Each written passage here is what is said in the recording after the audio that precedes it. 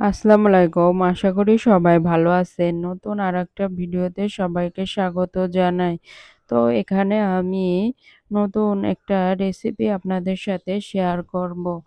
তো এখানে আমি ১ম এ বেগুন পাতলা করে কেটে নিয়েছি। এখন বেগুন লবণ দিয়ে মাখিয়ে নিলাম। তো আর আমি এই যে আগে আলু ভর্তা করে নিয়েছি। তো এই রেসিপিটি বানাতে আলু ভর্তা লাগবে আর আরেকটি লাগবে সেদ্ধ ডিম। তো এখানে আমি একটা ডিম সেদ্ধ করে নিয়েছি। এখন ৪ পিস করে কেটে নিব। তো আমার ভিডিওটি যদি ভালো লেগে থাকে তাহলে আমার ভিডিওটি লাইক, কমেন্ট, শেয়ার করে দিবেন। তো আমার এই রেসিপিটি দেখতে থাকেন। ভালো লাগলে আপনারাও ট্রাই করতে পারেন। তো আমার ডিম কাটা হয়ে গেল। এখন আমি ১ পিস বেগুন নিয়ে তার মধ্যে আমি আলু ভর্তা দেব। ১ম এ এরকম চেপে, চেপে বেগুনের সাথে আলু ভর্তা মিশিয়ে নেব। তারপরে এর উপরে দিয়ে দিব ডিম। তারপর এর উপরে আবার আমি আলু ভর্তা মিক্সড করে দিব।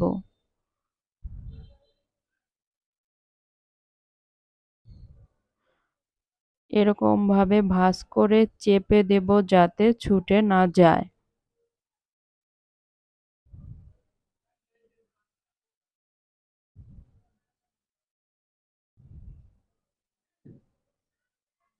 তো আমার এই যে এরকম আমি বানিয়ে নিলাম। তো এখন আমি এই যে সবগুলো বানিয়ে নিয়েছি।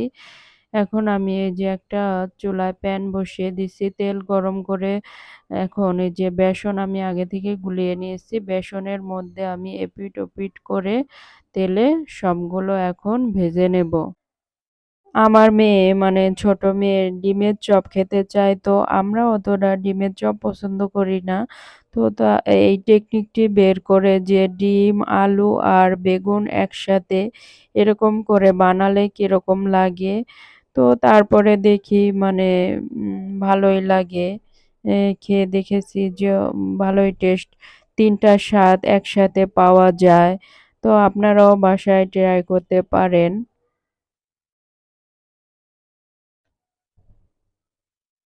আর বাচ্চারাও এটি খুব পছন্দ করবে। তো আমি সবগুলো দিয়ে দিলাম এখন উল্টিয়ে নেব।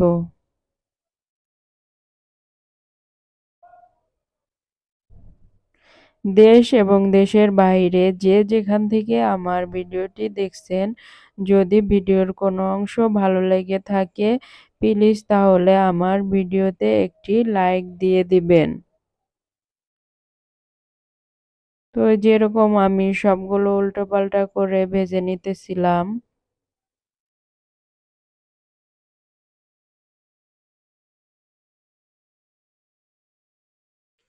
নতুন, নতুন রেসিপি বানাতে পারলে খুবই ভালো লাগে পরিবারের জন্য। তো আমার ভাজা শেষ। এখন আমি তুলে নেব।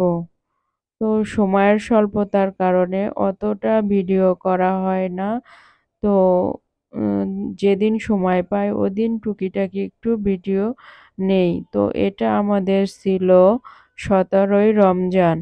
তো ১৭ই রমজানের একটা ভিডিও আপনাদের সাথে শেয়ার করলাম। তো এখানে আমার সব ভাজা শেষ। আরো জিনিস ভেজেছি। চিকেন উইংস এই যে হলো বানিয়ে নিয়েছি কতগুলো লুচি।